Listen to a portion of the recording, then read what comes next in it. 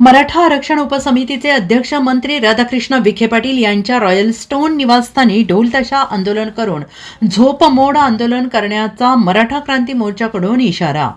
सांगली मराठा समाजाच्या ज्वलंत प्रश्नांवर तोडगा काढण्यासाठी स्थापन करण्यात आलेल्या मराठा आरक्षण उपसमितीचे अध्यक्षपद स्वीकारून मंत्री राधाकृष्ण विखे पाटील यांनी आज तगायत एकही बैठक न घेता मराठा समाजाशी उघड विश्वासघात केल्याचा आरोप करत सांगली मराठा क्रांती मोर्चाचे विलास देसाई यांनी केलेला आहे.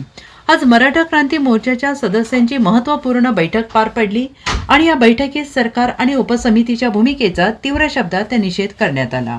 आणि या बैठकीस प्रशांत भोसले, विलास देसाई, रघुवीर चव्हाण, तानाजी भोसले, दादासाहेब पाटील, अक्षय मिसाळ, महेश पाटील, विजय धुमाळ, किरण भुजगडे तसेच असंख्य कार्यकर्ते उपस्थित होते.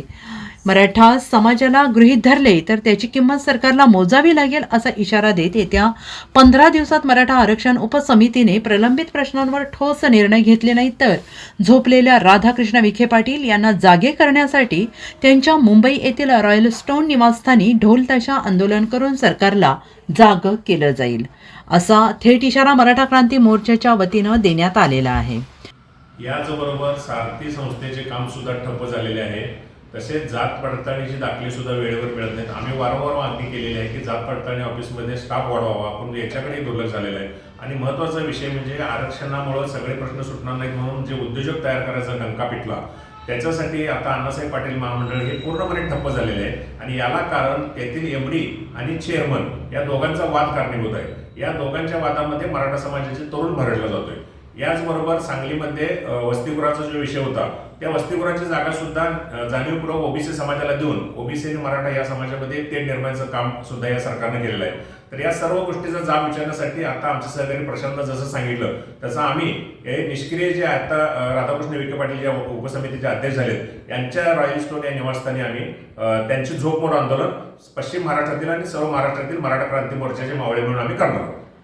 ऑगस्ट महिन्यापासून आज अखेर गेले 6 महिने मराठा आरक्षण उपसमिती नेमलेली असून सुद्धा मराठा समाजाच्या प्रश्नाची कुठलीही सोडवणूक या सरकारकडून झालेली नाहीये. ओबीसी धर्तीवर शैक्षणिक सवलती असतील, वसतिगृहाचा प्रश्न असेल, तरुणांवरचे गुन्हे मागे घेणे असेल किंवा समांतर आरक्षणमधील ज्या नियुक्तीस पात्र असलेल्या महिला उमेदवारांच्या नियुक्त्याचा प्रश्न असेल, उपसमिती म्हणून राधाकृष्ण विखे पाटलांनी एकही निर्णय घेतलेला नाहीये.